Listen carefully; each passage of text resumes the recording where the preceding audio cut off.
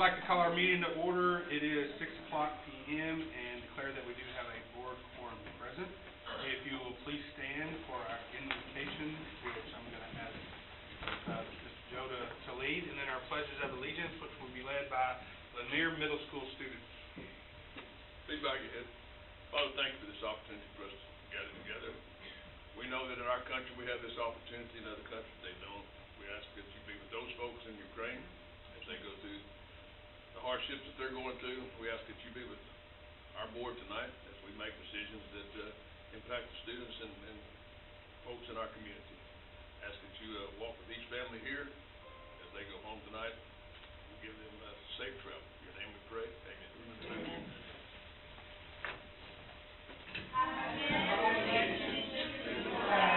Of the United States of America, and to the republic for which it stands, one nation, under God, indivisible, with liberty and justice for all. Under the Texas flag, I pledge allegiance to thee, Texas, one state, under God, one and indivisible. I'd like to ask our board to make its way to the front as we transition to our awards, achievements, and recognition. I will now turn the presentation over to Ms. Carla Chrisman.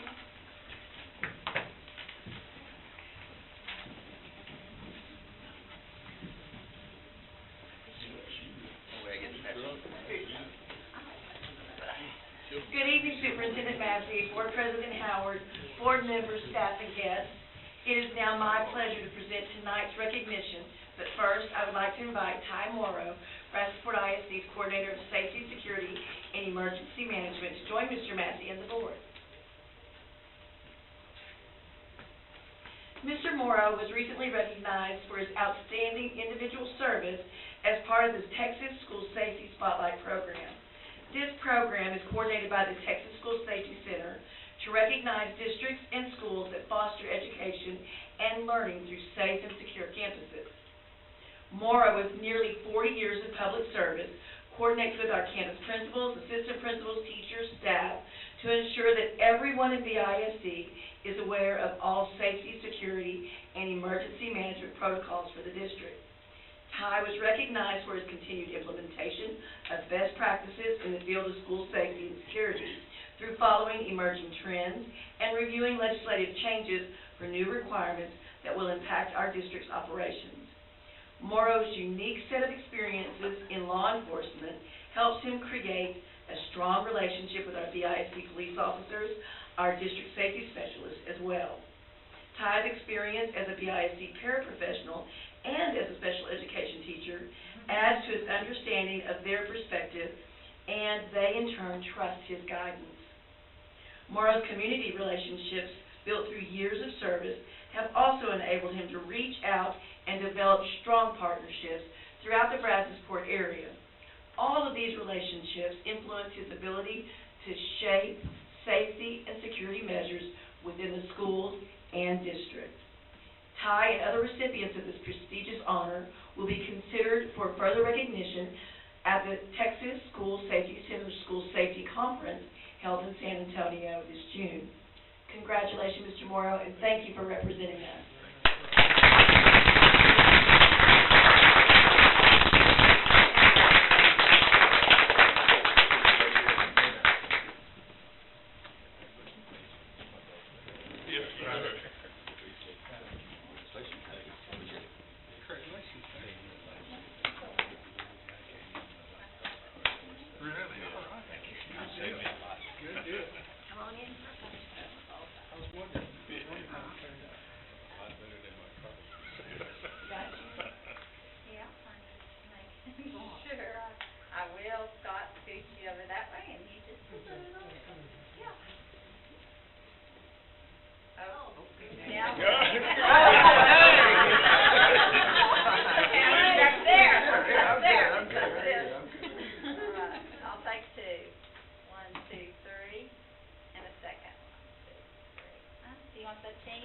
Yeah, get Robin in too.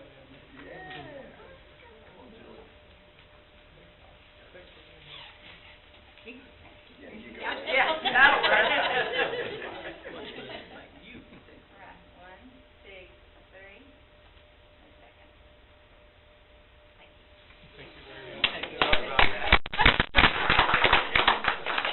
Mr. Morris for setting the standard in safety excellence.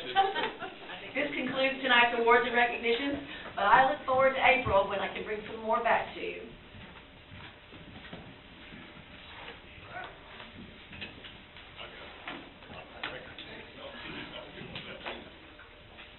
At this time, in accordance with BED Local, the board will provide an audience with individuals who have signed up prior to the meeting. Tonight, we do not have any requests to comment to the board, so we'll move on to the next item on our agenda. Our consent agenda is the next item. Are there any items requested to be pulled from the consent agenda?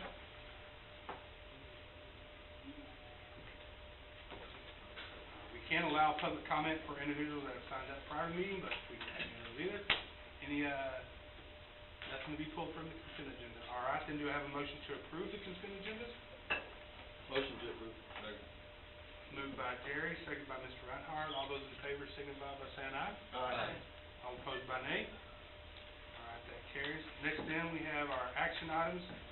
Our first action item is to consider the purchase of property located off of Smith Street, BCAD ID number 150579.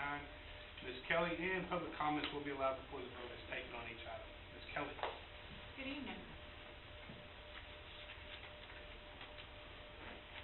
The following is in accordance with CDB Legal. The 2019 bond program included $18.7 million to construct the replacement campus of Stephen F. Austin Elementary in Jones Creek. The project originally bid in March of 2020 and was out to bid when the COVID pandemic hit.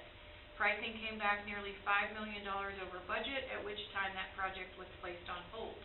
The project was rebid in April of 2021, and while the construction documents were out to bid, we discovered that the location of the current site is now in floodplain A in the new federal flood maps that were released in January of 2021. The result of this change was that the new campus needed to be built at an elevation of 15.5 feet, which is 5.5 to 8 feet above the existing site elevation. There is a requirement that you mitigate or add the equivalent detention for every cubic yard of dirt used for the site elevation. Administration reviewed multiple options and previously presented and discussed those with the Board of Trustees. Option 1 was to elevate the building and mitigate per the new floodplain requirement. The preliminary cost estimate at that time, in addition to the GMP, was $1.4 million, plus we would need to acquire an additional 7 acres on an adjacent site.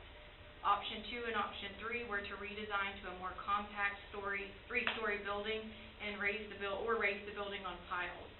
Both of these options do reduce the detention and mitigation requirements, but are both cost prohibitive at over $2 million in addition to the GMP. Option 4 is to use the funds to renovate or add on to the existing building, and while that's still an option, the district remains committed to building a new state-of-the-art facility to replace the existing school in Jones Creek. So that leaves us continuing to explore Option 5, which is to acquire a new site outside of the floodplain. The district has been working with Jones Creek officials and has identified a piece of property that are outside of the floodplain elevation. The location is off of Highway 36 and between Weldon and Smith Road.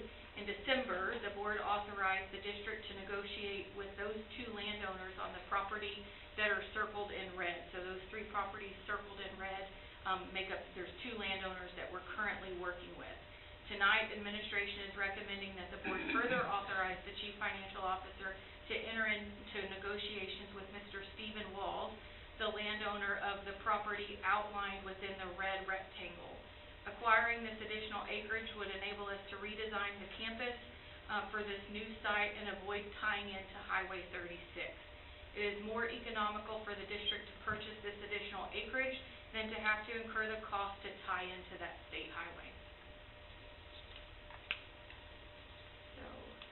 At this time, administration recommends that the board consider the purchase of BCAD ID 150579 and authorize the chief financial officer to negotiate final terms and enter into an agreement with Stephen Walls to purchase the property located off Smith Street pursuant to the terms discussed in closed session and further authorize the Chief Financial Officer to conduct reasonable and necessary due diligence related to the property and enter any other agreements necessary to finalize such transactions.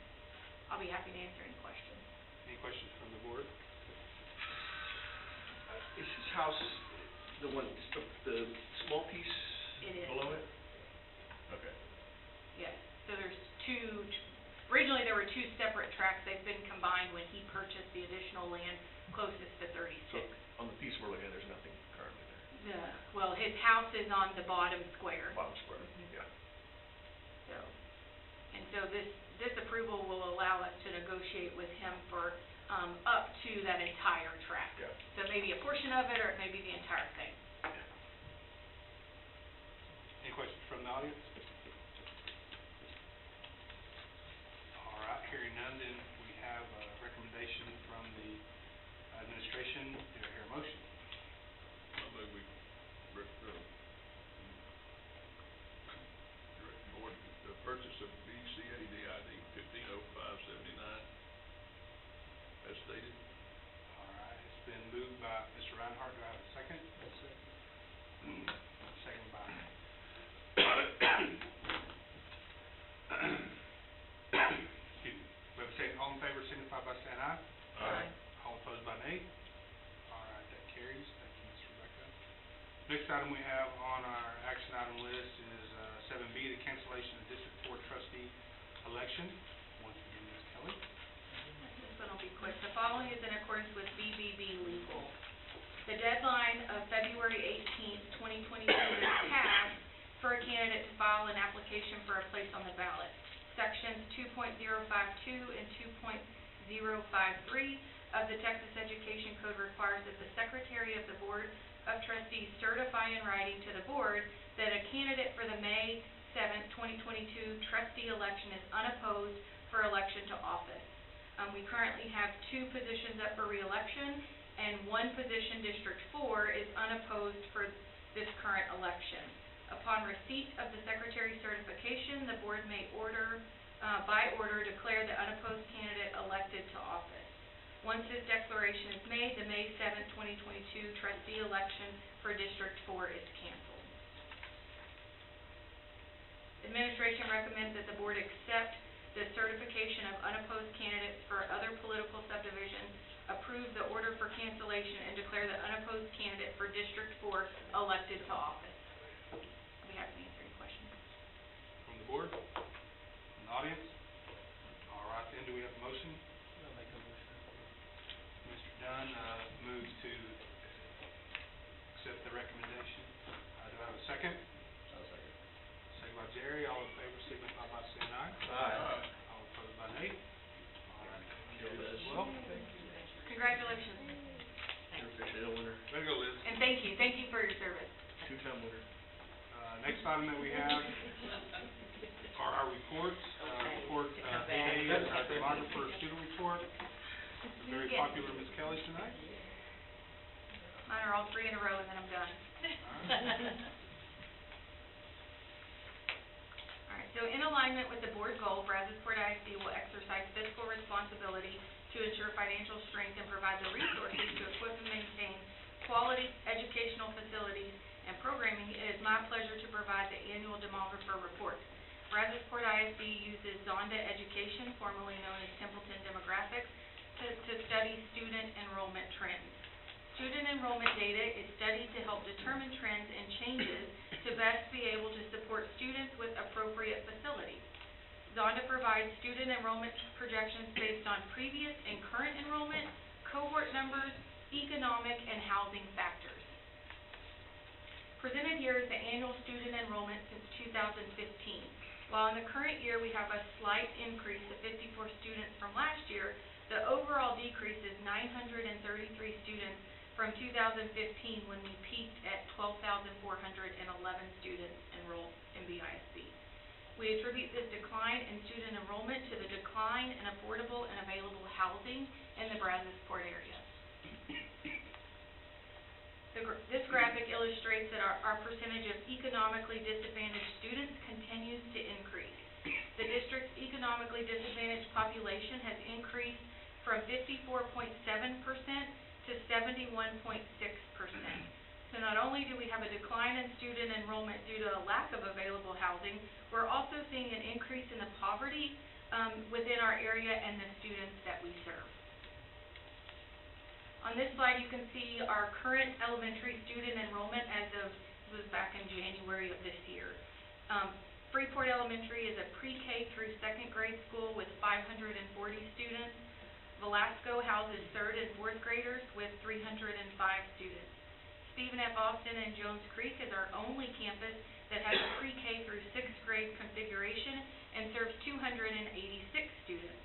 In our Clute feeder pattern, we have Aug Elementary with 635 students, Griffith Elementary with 533 students, and Polk Elementary in Richwood with 406 students. In our Lake Jackson feeder pattern, there is Brandon Elementary with 699 students, Robert Elementary with 580 students, and Boydell Elementary is at 565 students. Ney Pre-K, which serves the pre-K students for Lake Jackson, has 174 students currently enrolled. So this slide, you can see our current secondary school student enrollment as of January of this year also. Lanier Middle School, serving 5th and 6th grade students in Freeport, is at 347 students. Rasco Middle School, also serving 5th and 6th grade, but in our Lake Jackson feeder pattern, is 778 students. Clute Intermediate is configured with 5th, 6th, 7th, and 8th grades and serves 847 students. Lake Jackson Intermediate serves 7th and 8th grade students and is at 883 students, and Freeport Intermediate, also serving 7th and 8th grade students, is at 425 students. Brazosport High School is at 935, and Brazos Wood High School is at 2,344.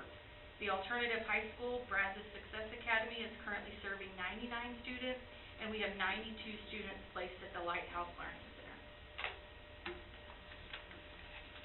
Overall, BISD enrollment has increased students to 36 students this school year compared to last school year. Pre-kindergarten makes up the largest grade level increase of 115 more than enrolled last year.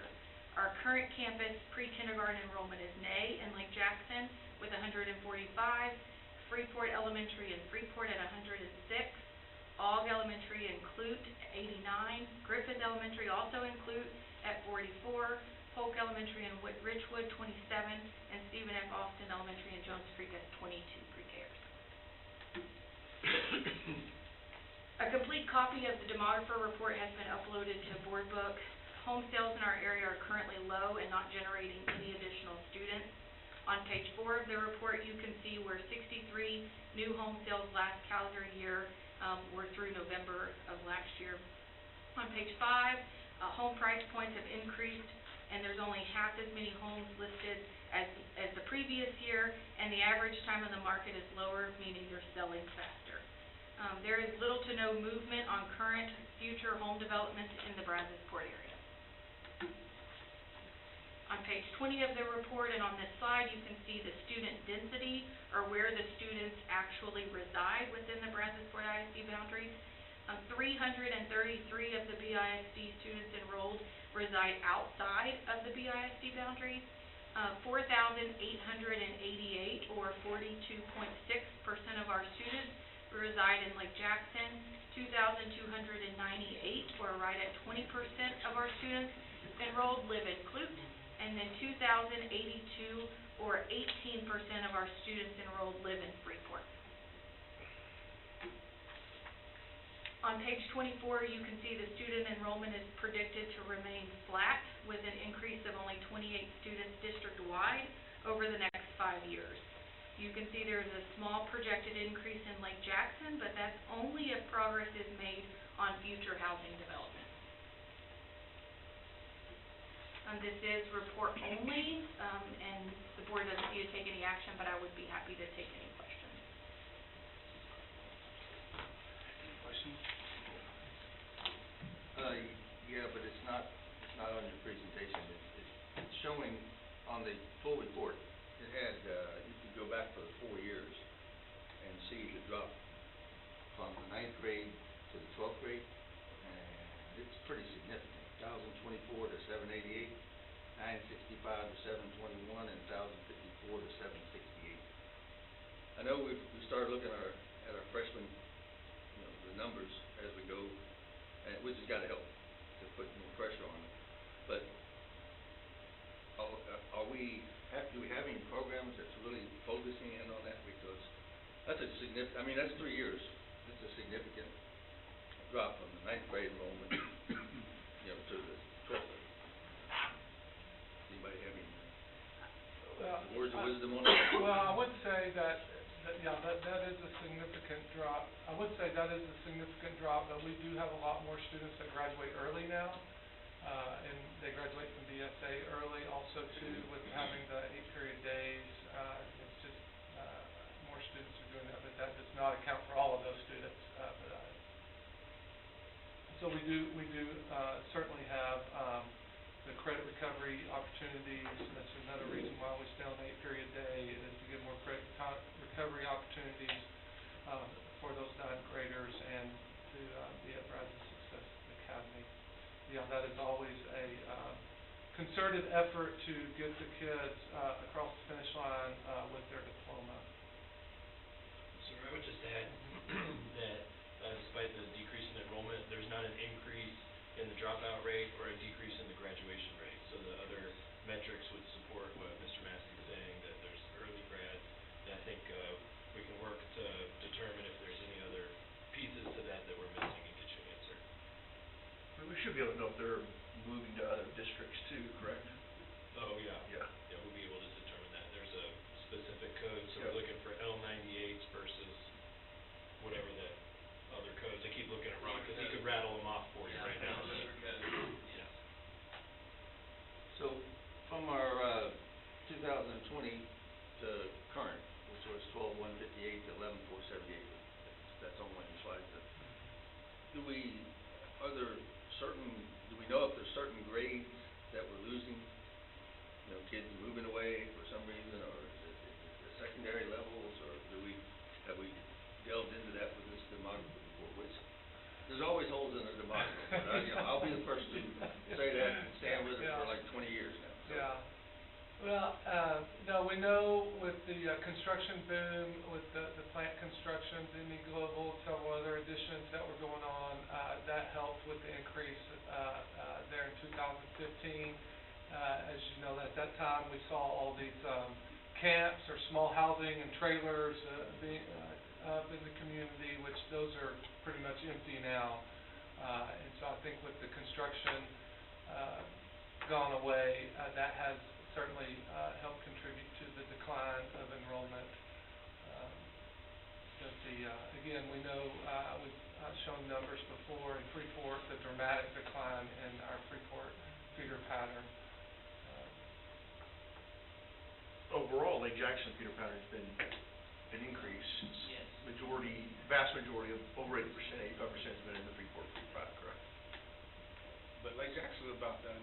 I Yeah. mean, Yeah. with places to build, except No, I agree. they're building all these apartment complexes, but Yeah. that's not a sustainable family atmosphere where they're gonna connect to the community long term. That's just We clearly have a housing issue. That's just people moving in and moving out. Yeah.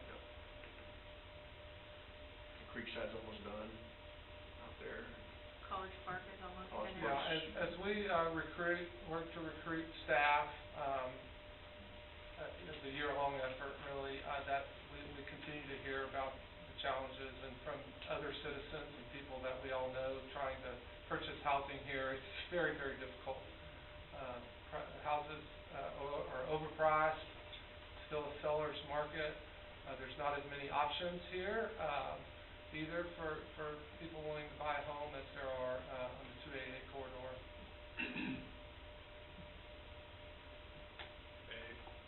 It appears, just an appearance that, and I'm going by my little Jones Creek as a microcosm of the bigger problem, that there's the same amount of people in Jones Creek today as when I was a kid. It's just, they're all old, and they don't have kids. They've retired, their kids have moved out, moved on, but there's still the same amount of people, they're not school age. And I sadly see that happening all the way across the board. mean, that, Families aren't not to having be doom and gloom, but, many children, or as many kids as they used to. yeah. So the yield per household has also gone down over the last decade. Which was a pretty significant shift, if I remember the Demographer we had maybe a year or two ago, it was maybe a quarter of a point. Yeah, it was like .2 or Yeah. .26, it was Yeah. something very low per Yeah. household is what it would generate. And we really anticipated some of the apartments to have, you know, a higher yield, and that has not been the case at all. Well, even the camps, when all the construction was going on, it didn't, I mean, our hope was that that was gonna bring in, even if it was short-term, kids, but that didn't really yield a huge amount either, so. All right, all you ex-mayors and city councilmen, we need some, We need some housing. Yeah. Well, I think what we, I helped with Creekside, I got a bridge made, but that's all I got done.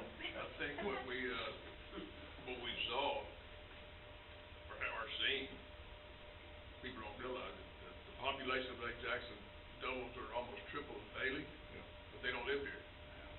They drive, you know, you can see that on the highway coming this way. Oh, yeah. And at one point in time, we interviewed, Dow was gracious enough, Dave Winder set up a deal for us to interview 25 Dow employees, young, had been with the company 2 or 3 years, and the ones that were married, were probably 95% of them said that it's easier for us to live in Pearland because my spouse works in Houston, we work here and they drive home. And so, you know, that's a situation we face to a degree, but the only land we have that we have in Lake Jackson sustainable to move forward at some point in time is to the west of the airport. That's in our ETJ. But we've got to have a reason to build there. You know, there's several big projects have been slated for the airport, and none of them have succeeded. So that's part of that problem there. But you know, I drove through Creekside the other day, and I think I saw 5 lots left, maybe. I have noticed in town, though, in the older parts of town, like where I grew up, that a lot of the houses are coming down, and newer houses are going up. Now, some of those are flipping and using for rental property, but some of them are for sale too. So that's something to look at. But that's I didn't read this far into it, but are there any numbers on the amount of houses that are rental versus ownership, or is there even a way to determine that? No, I was on the last time I was on council, or actually I was off council, but on a meeting, I think it was like 33% of Lake Jackson is, between apartments and rental houses, is renters. it's probably a little higher than that. I think now. So, Probably we built probably 2 apartment complexes since then. Probably close to 40%. I would imagine. The only thing coming in Lake Jackson that's been permitted is over on Weesatch, there used to be a set of duplexes there forever, and they're coming in. These folks coming in and building this huge complex, but it's all for rent. It's not, none of them are for sale, and so All right. that's in the Brandon zone. Yeah. Yeah. Any other questions or comments? What about from the audience? They're all good to, we probably need to put this on annual. It would be good to see too, on the report, the last year versus this year when we do the by school, okay. Okay. so we can have a comparison of which ones are changing which way, which direction. I can provide that in the Word update. Do we have a way to, what Jerry was talking about, do we have a way to see numbers that are graduating early? Is there any way to do that? Yes, sir. Just to see how we're doing. I mean, I understand what Rich was saying, and I know that's happening, but it'd just be interesting to see what the numbers are on that. Yes, sir. Absolutely. Thank you, Ms. Kelly. Thank you. Next item we have on our agenda is the Texas Association of School Board Compensation Plan. Ms. Kirshner.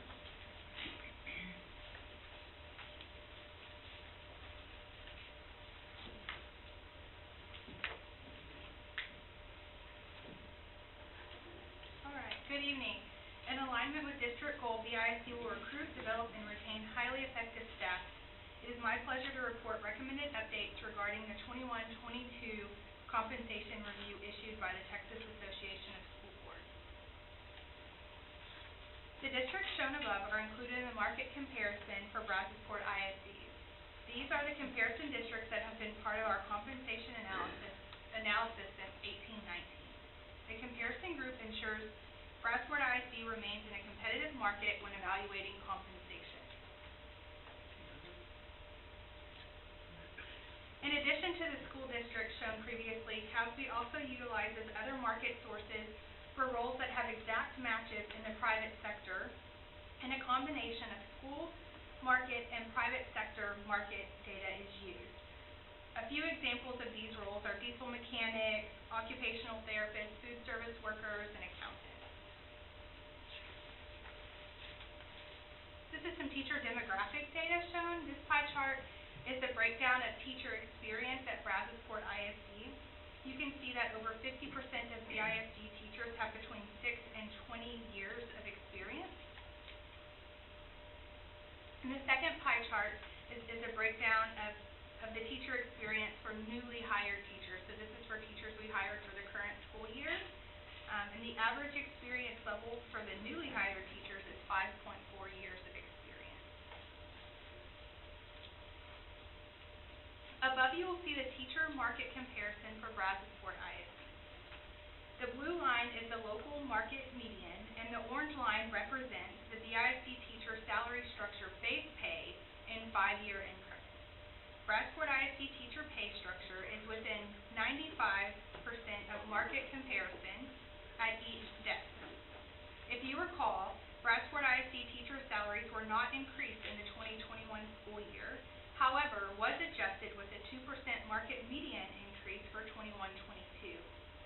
As a result, the Brazosport ISD teacher salary structure has not adjusted with the same market movement. Not included in that comparison is the one-time retention payments made to Brazosport ISD teachers in September of 2021, which was based on experience as shown, and December 2021, which was the $1,200 applied to all teachers.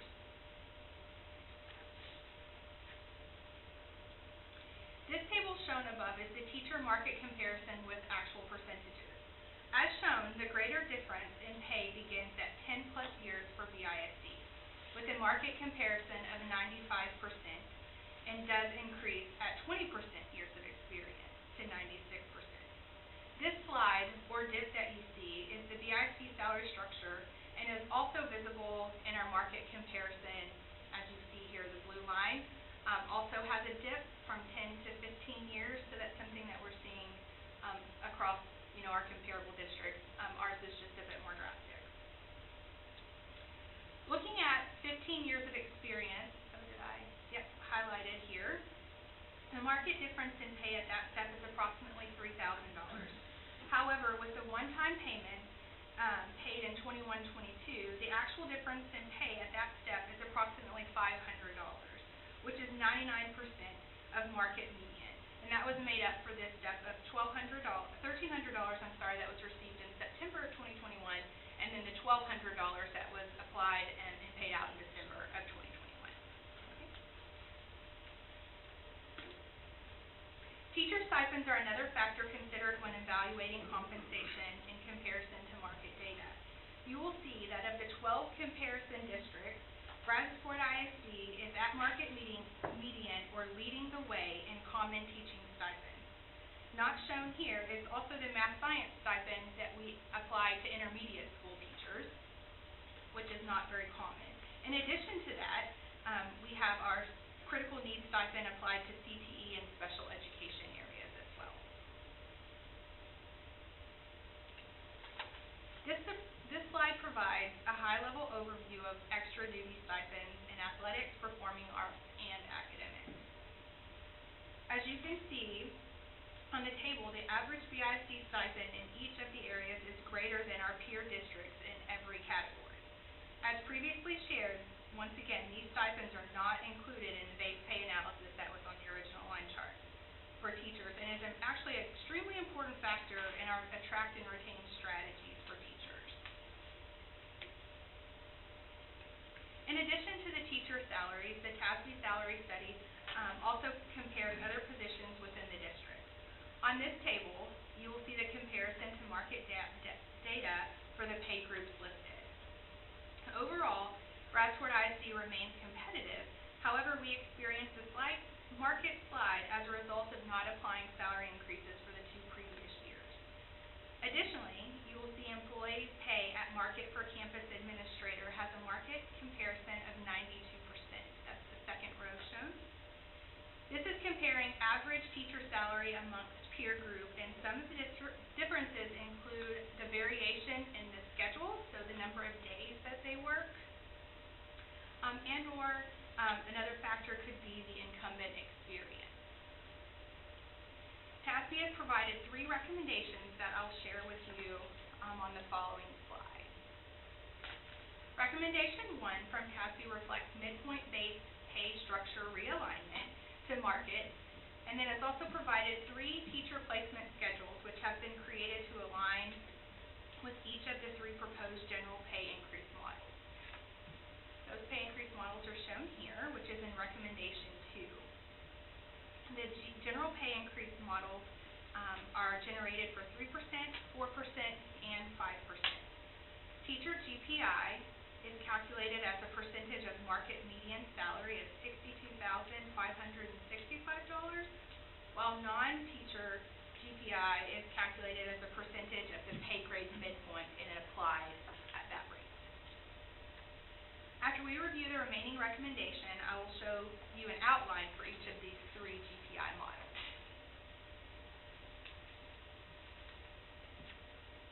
Okay. Recommendation 3 includes additional adjustments to address market differences and maintain equity. The following items are included. Ensure salaries are greater than the minimum of the pay scale. Market equity adjustments, which also includes adjustments to the pay structure to address the steps that fall below the market, so between that step is 10 and 15 years of experience to address that dip. And then the last is teacher pay equity adjustments for professional roles that require teacher certification. So now here's an outline of our cost model. Cost model 1 includes a general pay increase of 3% and has an estimated cost of approximately $3.6 million. Okay. You'll see the general pay increase in the left column, the adjustment, and then the total for each pay grade shown here, and also uploaded into Board Book. This is an updated teacher comparison chart. So you can see the green line, might be a little faint for you, I'm sorry, has been added. And so that is the 3% model compared to the 21-22 market data. So you can see how that addresses that data in comparison. The 3% general pay increase for teachers is $1,900. And then the starting teacher salary would be at $58,500. Current teacher starting salary is $57,000. Okay, here's cost model 2 at 4% and has an estimated cost of approximately $4.3 million. And I'm going to click to the updated slide again for teacher comparison, and you'll see this green line has also been adjusted to show its comparison to the market data. At 4%, the general pay increase for teachers would be $2,500, and the starting teacher salary would be $59,000.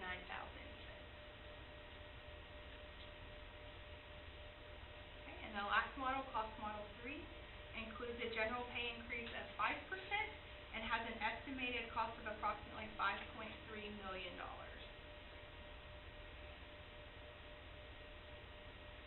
And then the last updated teacher comparison, you can see that the green line has now moved above that market data, and the general pay increase at 5% would be $3,100 for teachers, and the starting salary recommended would be $59,500. I just want to point out that as you see this green line, that would be our district data for next year. However, that the market data will be adjusted based on district submissions in our comparison group for the next year. So just to give you an idea of where that comparison would fit to market data currently. So the blue line is always moving. Unfortunately, the blue line keeps moving. Every time. This presentation was... We never get to it, do we? This presentation was for report only, and in April,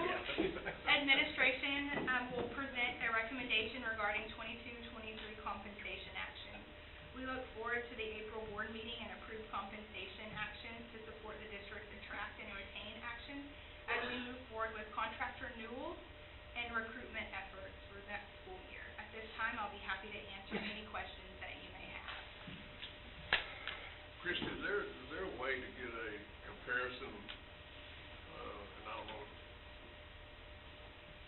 statewide, of where we are? Yes. Just to see, Yes. you know, how we fit in that grand scheme of things, and, So statewide regardless of size of the district, or oh, just no, it's comparable. comparable district? size, Yes. yeah.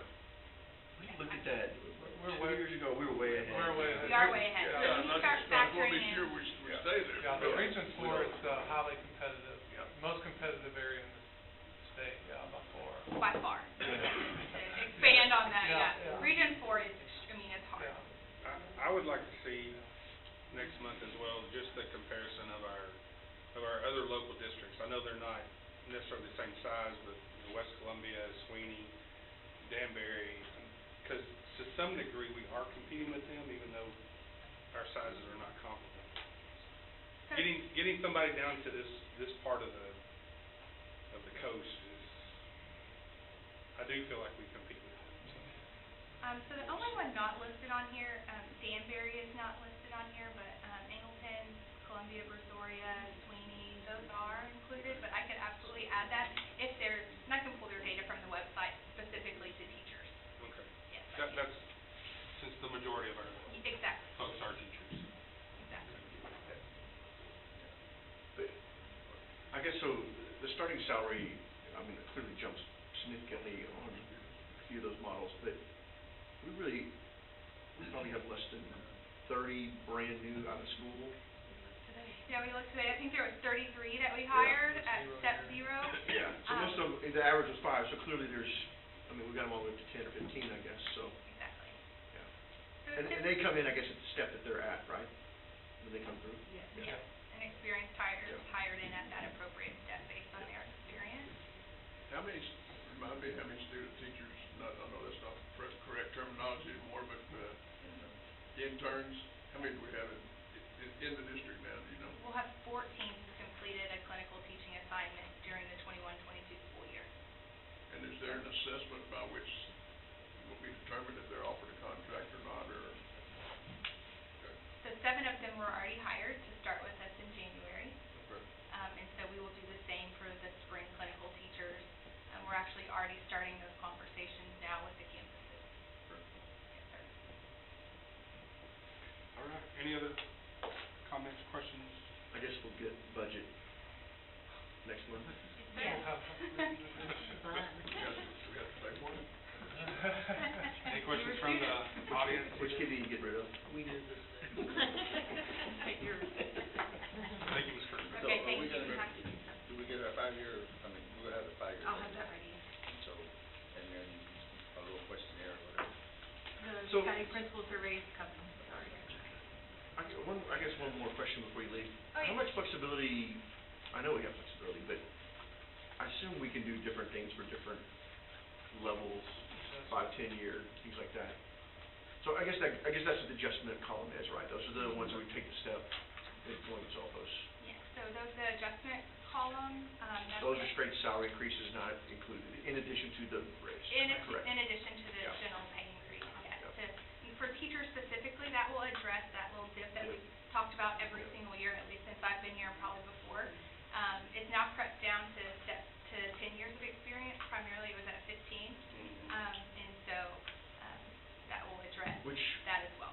we should probably assume that 10 to 20 years are our prime teachers anyway, right? Experience level and, Average is probably close to 10 and a half years. well, just from a quality standard, Yeah. right? That's usually when they finally get everything moving really good.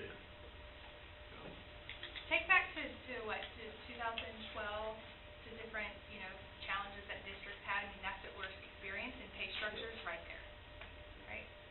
Yeah, So that's fine. yeah, you're right. Yeah, I've seen it, yeah. Next item on our agenda, teacher incentive allotment. Mr. Yost. Good evening.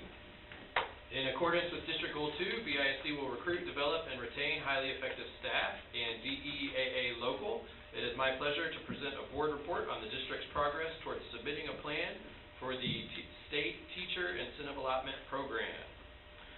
The teacher incentive allotment was created by the Texas legislature as part of House Bill 3 to provide a realistic pathway for top teachers to earn six-figure salaries and to help attract and retain highly effective teachers at traditionally hard-to-staff schools. Funding for the increased teacher salaries comes directly from the state in addition to our typical allotment. There are two pathways for teachers to earn extra salary through this program: National Board Certification and the local designation system. Our goal is to make extra salary from additional state funding to be available to as many teachers as possible. 100% of our teachers will be eligible for additional salary through National Board Certification, every teacher at every campus. Earning National Board Certification is comparable to earning a master's degree as far as the workload for a teacher. We currently have 2 nationally board certified teachers in the school district and another dozen or so that are starting the process now. To access even higher levels of funding for teachers, the district can implement a local designation plan to award exemplary and master's level designations. The current values of these designations funded by the state is available at the link on this slide, and then I'm also going to pull it up here in just a second in the presentation. So through the local plan, 100% of our teachers, remember, have access to the recognized designation. But through the local plan, an additional 30% of teachers can be awarded additional levels of funding as illustrated on this slide. So another 30% would be eligible for recognized even if they don't have the National Board Certification, 15% for exemplary, and 5% for masters. Once teachers are awarded the designation, it lasts for 5 years. Meaning if we hire teachers that have earned a designation from another school district, they keep it once they move to us, and we must have a funding plan in place in order to appropriately administer the funding received for their designation. 90% of the funding goes directly to the teacher, and 10% goes to the district to cover administrative costs. Now for the good part, where we see the amounts that are specific to our own campuses. The teacher designation values are calculated by the state based on the economically disadvantaged percentage at each campus. The values listed here reflect the current year values if a teacher with a recognized exemplary or master's designation worked at one of our campuses this year. Elementary campuses are listed here, and secondary campuses will be listed on the next slide. You can see a master level teacher could receive over $20,000 in extra annual salary, and as a reminder, this salary does count towards a teacher's TRS average.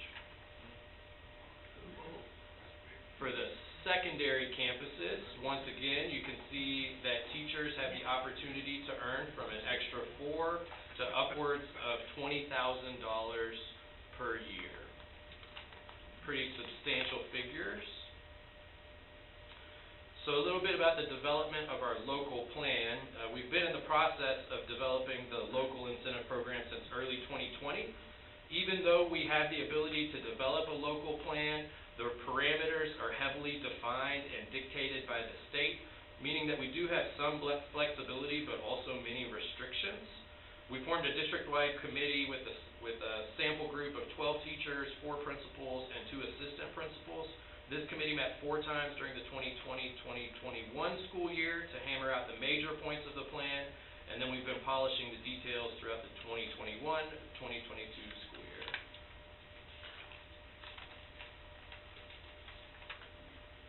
So a little bit about the timeline here. We're planning to submit the application for approval on April 14th, and then we'll begin our data collection process for next school year. We'll submit the data from next school year in the fall of 2023. The data is validated by the state, and then the first financial awards come out in the summer of 2024. In order to be eligible for the additional financial awards outside of National Board Certification, the state requires a valid and reliable student growth measure. We are currently able to meet this criteria for additional funding in K-12 reading and math, as outlined here on the slide. 100% of teachers will remain eligible for recognized designation, even where these growth measures are not available. So when we actually come to award teacher designations, there will be a score calculated based on performance. The score is based 60% on student growth, 30% on the teacher's observation, and 10% on attendance. We've provided some additional links here if you'd like additional information on the programs that we've referenced throughout the presentation. And this information is report only. No action is required at this time. I'd be happy to answer any questions that you may have. Questions from the board? Is this retroactive? You're not the first person that has started thinking about going back into the classroom and start talking about this. How well are we That's gonna what I made season. provide this to our teachers so they understand the opportunities? Yeah, communication at the teacher level is a huge piece of this for sure. We've only recently, probably within the last 3 months, started heavily communicating the National Board Teacher Certification option. So that's how we were able to get another dozen or so started in the program. We've provided presentations for principals to turn around with staff at the beginning of this school year. Realistically, there was still a whole lot of COVID going on when we opened this year, so there was not a lot of communication about that. But now that it's coming, we've been doing a lot of activities with administrators to help calibrate teacher observations because that's part of this. And so now administrators have begun to get a lot more heavily involved in communicating this information with teachers. So, you know, we put it in the staff bulletin the last 2 or 3 times, but, you know, we put it in the board report too, and I think staff reads their bulletin about as much as y'all read the report. But, you know, we're working on being pretty proactive about it because it's a substantial amount of money, and so once the awards actually start coming out, it's going to be a really big deal. You know, nothing gets people excited or upset like money does, so we want to make sure that we've communicated pretty clearly. What is the approval turnaround time from the state for a district? Pretty quickly, and I would just also want to recognize our professional learning coordinator, Ms. Cinnamon High. She came on board this semester and has helped a lot with the development of this plan. So we anticipate that she'll get contact back from the state within a week or so with some additional information, but additional approval will take a little bit longer than that. What is the cost of the national board certification? It's about $450 a module. Let's just ballpark that at $500, and there's 5 or 6 modules, so call it around $3,000, and the district will actually reimburse teachers for completing that. So we did put that information in a board update a couple weeks ago, but I will put it in again in the next board update, and it is available on one of those links, just the details about how we do it, because we want that option to be a feasible avenue for teachers. And we don't want it to be overly burdensome, because if it takes them, it's like doing a master's degree. So if it takes them 2 years to do, we're going to reimburse them for modules as they complete them, as opposed to waiting till the end of the 2-year time period. But did you put in the cost of that in the update? I don't think the cost. I may not have. I don't think the cost. If you say I didn't, I believe it, because I know you read it every time. Let me ask you a question on this 100%. In a couple board updates ago, there was a contact about the percentage of teachers eligible for campus. Yes, sir. So, what does that mean? Not 100%. I mean, That's a good question, and that's here on slide whatever this one of the next to last slides on here too. So that's the teachers that are eligible for the additional awards past the recognized level, so that would be eligible for master's or exemplary designations.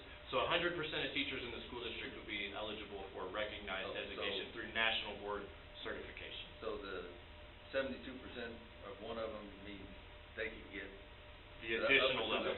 Yes, sir. So from the national certification, when that's completed, what level recognized? So it's recognized. Yes, sir. So once a teacher completed that, so say a teacher at Lanier Middle School had the national board certification, they'd be receiving an additional $6,756, or 90% of that anyway, starting now, and that would be not just for 5 years, that would be in perpetuity as long as that they maintain their national board certification, and they have to do a maintenance every few years. Yeah.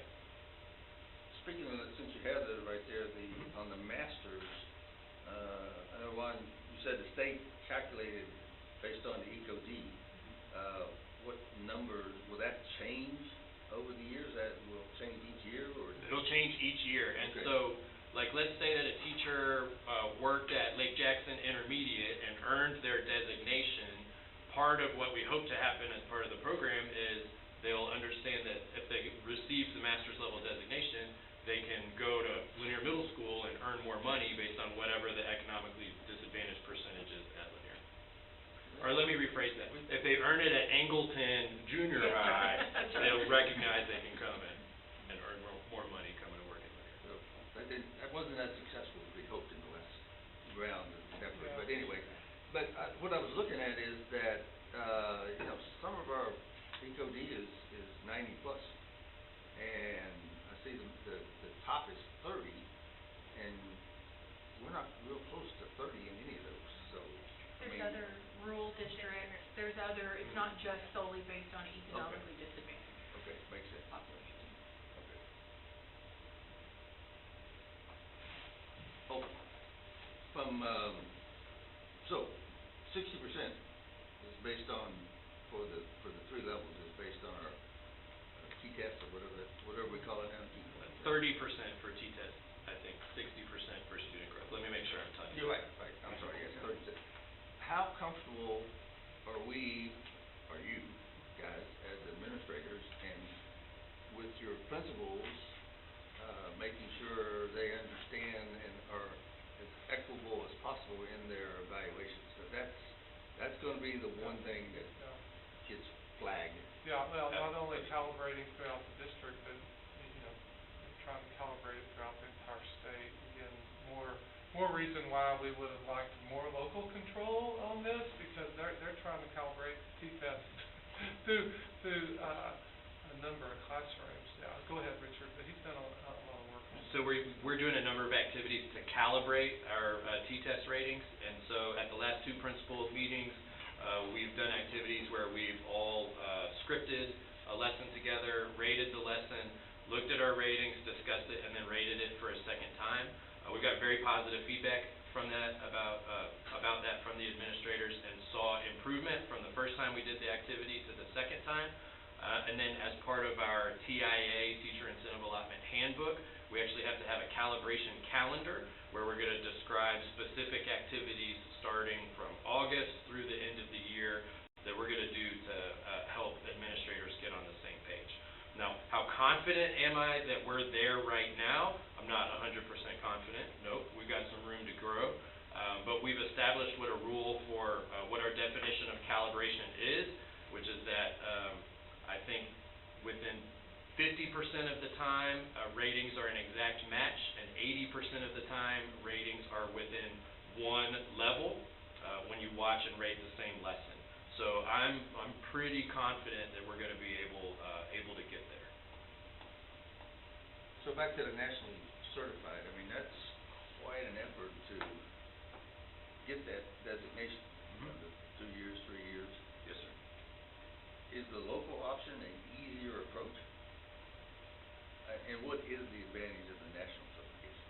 The advantage of the national certification is that it lasts forever, for the teacher's whole career, once they achieve it, as long as they maintain it. It also opens it up to areas where it's going to be pretty difficult for us to ever determine student growth.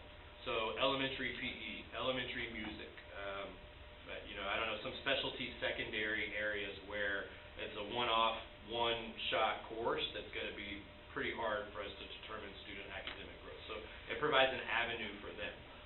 The other thing is, it also, we're limited to awarding designations to 30% of our staff, so it's competitive, right? Only the top 30% will be able to achieve that. And there will be some people that did a great job and were at 31%, and, that's tough breaks. We probably wouldn't have designed it that way if we had the freedom to do so, but the state locked it in this way. The infamous bell curve. Mm-hmm. So, this helps with some of that. So, can the national certification, once you achieve that, then can you, if you're teaching reading, can you move on with the local option, I assume? Yes, sir. Go to the higher 2 level? Yes, sir. And you led me to the next question on the 60%, we go back to that slide. Yeah, I was having trouble finding that, but it's here somewhere. There you go. So again, you mentioned the reading and the math, which we know the screeners can show the growth. And so, and this is, so how do you measure that? How do you measure that for a student? Is it per student, or is it a group of students, or a group for the teacher students? How is that It's determined? snapshot kids for kids that were in the teacher's class at beginning of the year on snapshot, and still in the teacher's class at end of the year when the assessment was given. Okay. So, there will be some kiddos that will move classrooms, they had a teacher change, they changed campuses. Those kids would not be included, because you want kids that the teacher actually impacted for the entire school year. So, we'll be able to calculate that. That's one reason why the district gets 10% of the award to cover administrative costs, because it takes a lot of manpower. That's what a big part of our professional learning coordinator's job will be, is making sure that every spreadsheet is accurate. So, did I answer your question? Yeah. Well, almost. I'll come back to it. Okay. The second one, is that a requirement from the state, or is that something we came up with? That is not a requirement from the state. In our discussions, we've had a lot of input from a lot of people, and there was this concern that student at the middle of year could achieve over a year's worth of growth. So that's how we measure it. You get a grade level equivalency for a student. So, if their grade level equivalency increases by over a year, that kid counts as a growth, right? And then we're calculating the percentage of students, and it gets a scale score, and there's a formula behind it. So if a kid achieved over 1 grade level equivalency at middle of the year, that kid's going to count even if they had a bad day on the end of year assessment. The teachers on the committee felt pretty strongly that that was the fair way to do it, and we wanted to give the teachers voice in this development. I understand that, except, it seems like that, okay, I've got the middle of the year, I got my growth, I'm done. When I read that, that's what jumped out at me. It's like, okay, why are we pushing that to get a year and a half? Which would help the overall school. If you had one that had a year and a half and the others had the year, then you're gonna get So that, I get the part of your earlier question that I didn't answer. It is by kid, so it's the percentage of your students that show a 1 or more grade level equivalency. So the 1.5 wouldn't actually contribute, if that makes sense. Okay. But the overarching answer that I guess I want to give is, any way we set up the system, there will be avenues for people to try to game the system, which is really what's happening there, right? They're spending less time with that kid to go spend more time with a different kid. We're going to do everything we can to do what's right by the kids and try to prevent people from gaming the system, but we're not going to be able to stop every avenue, if that makes sense. To me, it seems like that, you're looking for a year's growth that ought to be measured on the beginning and the end. So, it's great, they got the middle, hey, what an achievement, but you still don't have that total year's growth. So, I have a little concern on that. Yeah, certainly understand. And the other factor in that is the reliability of the test. These Star Renaissance screeners that we're using are taken out of class period, one time, one shot. And so it gives 2 opportunities for them to show a year's growth also.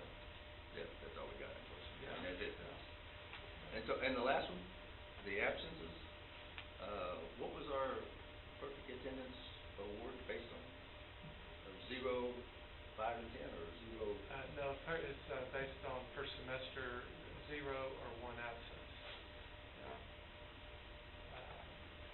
To me, if you have 10 absences out of 180 days, I mean, I understand that you're gonna have absences and stuff, but it's kind of like, that's gonna get tough.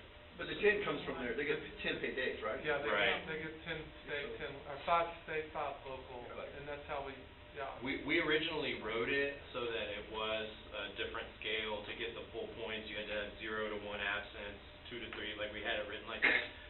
We are required to give them the 10 absences. We can't penalize them for that. Okay.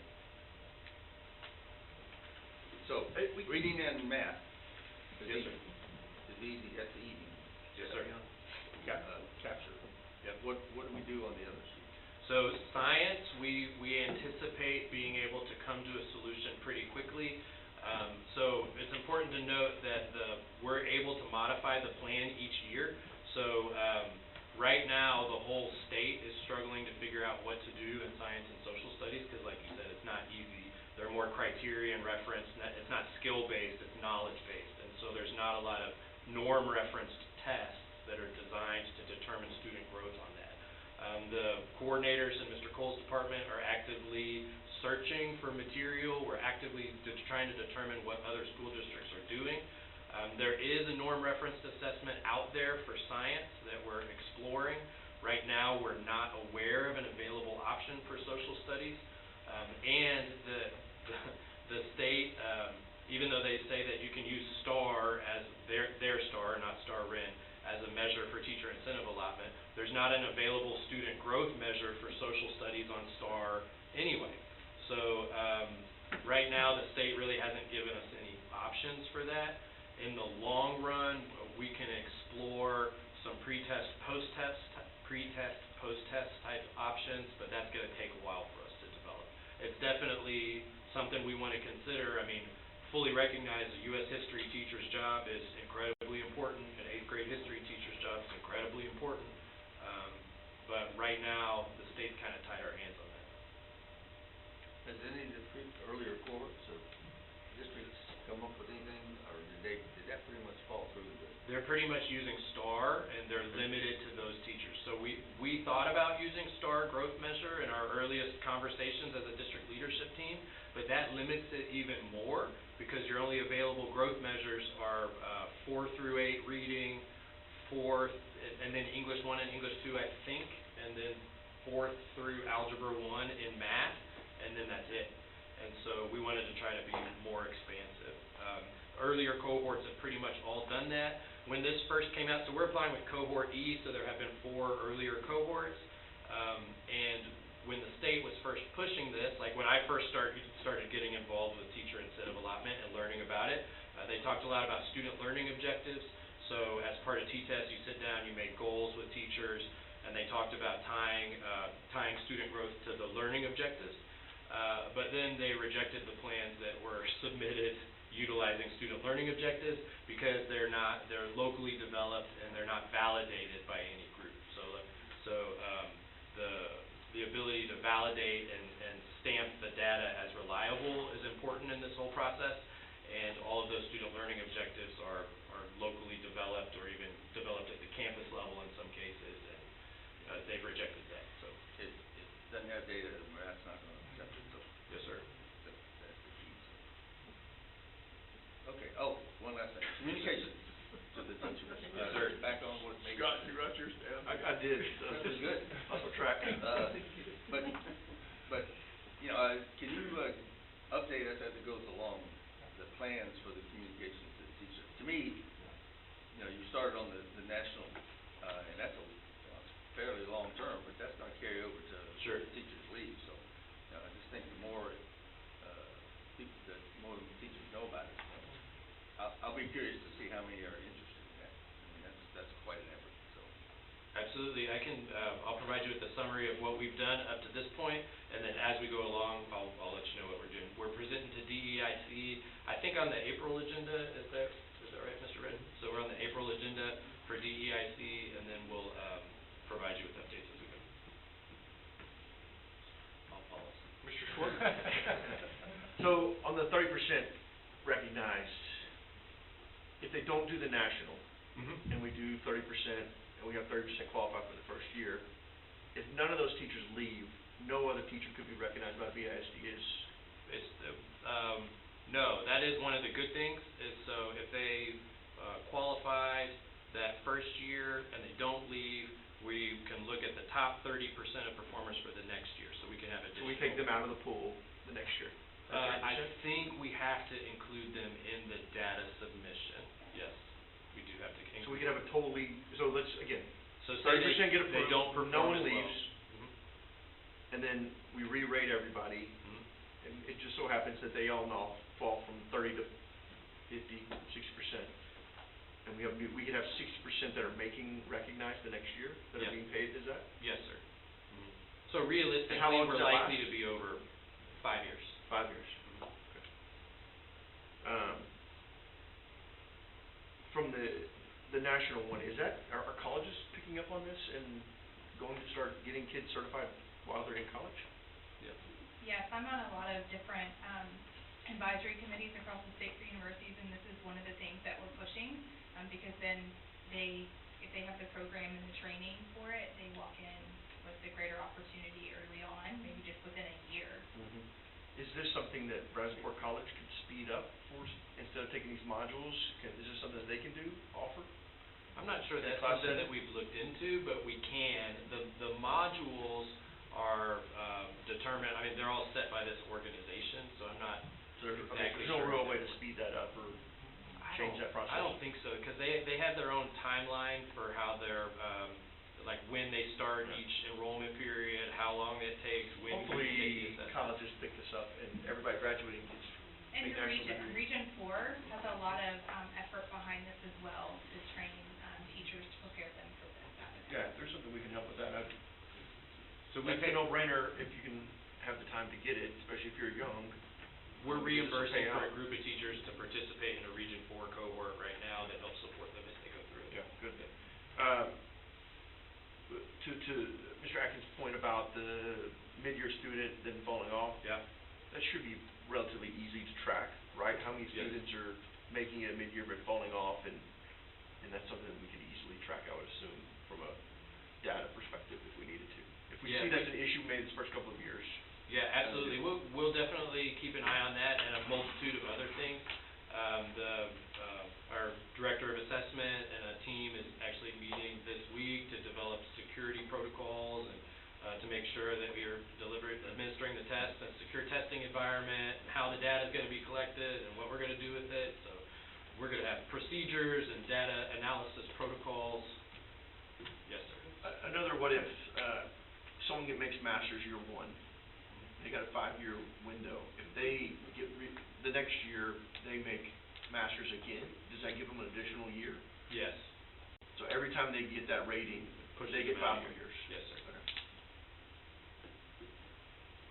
I think to Jerry's point, having been in the classroom, there's gotta be concrete standards, because, you know, it is what it is, whether whoever evaluates you has to, you know, somebody evaluates Chris, somebody evaluates me, teach the same lesson, they may see it in a different perspective, we talk the same lesson, so this is something I think is beneficial, but at the same time, it has to be a situation where there's great care in developing the system as it goes through, to be sure that there is equity.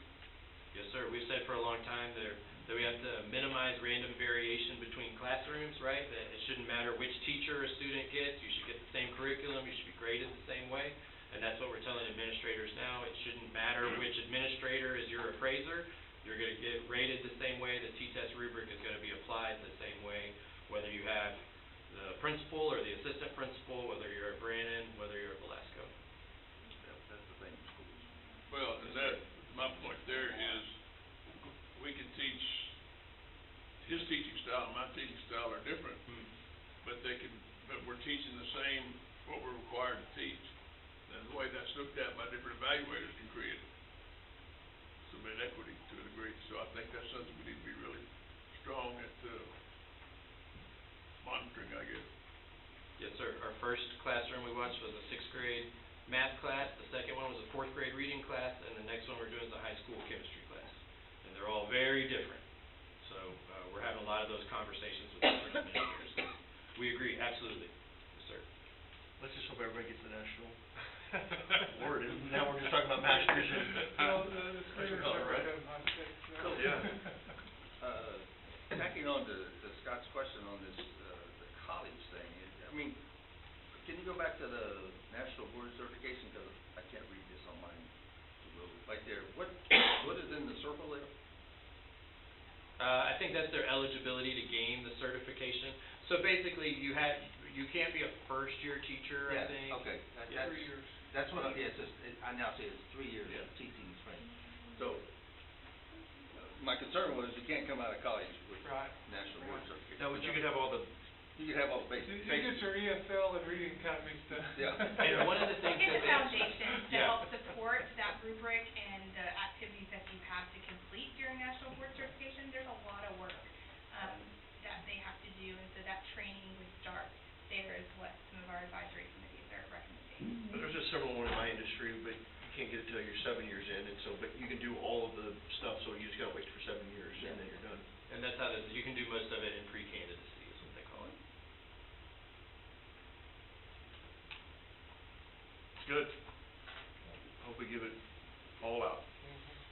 Okey dokey. So, one last question to Rebecca, concerning, 2023, 24, money-wise, have you kind of looked to see how much this could potentially cost us for the 30%? So this actually generates additional funding outside of the current funding formula. So this is money on top of what we currently generate. It's no cost to us, right? Right. It's extra money. You guys don't really believe it. Plus we get 10% for administrating. Yeah. It is done in the form of an allotment, so that allotment has to be reappropriated every biennium when the Yeah. state does their budget. Exactly. So that will be I'm sure something Benton to was watch. in favor of it. A lot of school districts did not expect them to refund this, just Yeah. being transparent in the last legislative session, but they did, and that's why a lot of school districts are now pursuing this. Taylor and Uvalde are leaving. Yeah. That's going to Texas. One day at a time. Yeah. Yeah, okay. All right, thank you. Good? You're good. All right, thank you. Next item, we have our board committee reports. Board.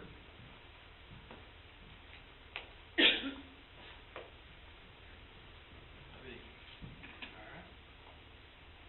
Then, I think it's, needs to be, we need to be aware that Mr. Atkins is a candidate for presidency of the Texas School Board Association, Texas Gulf Coast School Board Yeah. Association. Good. How many are there nominated? You the only nomination? Yeah. Oh. I'm the only idiot. You're the, You're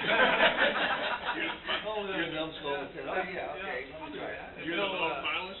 Yeah. Yeah, he'll know in, April, correct? Yeah, April's the nomination meeting. Thank you. You come and get a CEC credit. Do we all need to show up to get Yeah, yeah. we'll stack the show vote? up, Yeah, Yeah. please. Yeah, we'll show up in April, yeah. We had the cash caravan, Yeah, cash caravan was really good. and. County Cash Caravan, everybody out there where I saw, they were pretty fired up. The little kids didn't know how to rock and roll to the drum line like the teachers did, so it was kind of, some tired teachers after that was over. Yeah, that's what's good. Oh, we also had some anniversary of Danny's 29th birthday. That it wasn't, Cynthia needs to put that on the calendar. Yeah. There was a time when he had birthdays with hair. here's overrated. Next item we have on our agenda is our work session discussion. Our next, upcoming meeting will be April the 25th, right here.